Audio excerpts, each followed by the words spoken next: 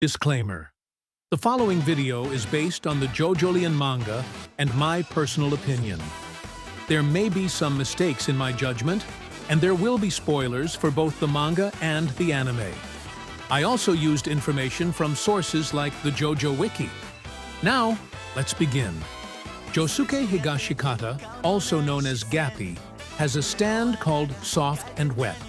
Physically, it's fairly strong, but its destructive power is limited. It can't even break through rock. Because of that, it's weaker than powerhouses like Gold Experience or Star Platinum when it comes to raw strength.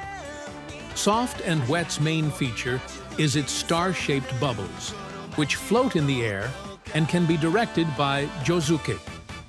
These bubbles have to make contact with something to take effect. Josuke can also control their size, from very tiny, small enough to fit between brush bristles, to large, big enough to hold a person. This gives him a decent long-range attack option, but even then, it's not overwhelmingly powerful. The ability, Plunder. Soft and Wet's signature ability is plundering, stealing and storing physical properties, substances, or even concepts inside its bubbles. When a bubble pops against something, it temporarily removes one of that object's properties. For example, Josuke can make someone lose their sense of sight by stealing their eyesight for a while. This is a clever and versatile ability, but it doesn't necessarily make Josuke overpowered. If he fought someone like Kira Yoshikage, he'd still probably lose. Explosive bubbles. Because Josuke is a fusion of Josefumi Kujo and Kira Yoshikage, Soft and Wet's bubbles also have a connection to Killer Queen's explosive ability.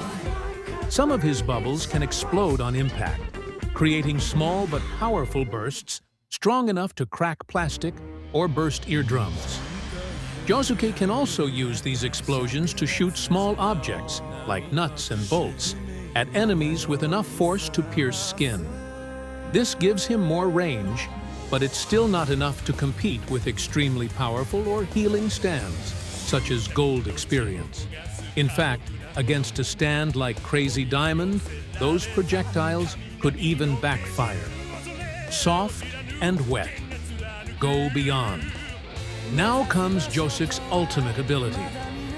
Go beyond. This version of Soft and Wet creates rapidly spinning, invisible bubbles that originate from Josuke's birthmark. These bubbles are uncontrollable and can't be precisely aimed without help.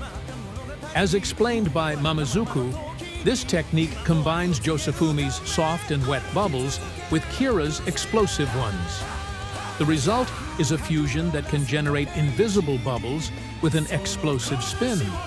They move at extreme speeds and are made of lines that are infinitely close to zero in thickness. Because of this, they supposedly don't exist in this world. Despite not existing in the physical world, these bubbles can still harm things that do exist, even bypassing normal physical laws. It's a strange and powerful concept, but even then, I still don't consider Soft and Wet one of the strongest stands.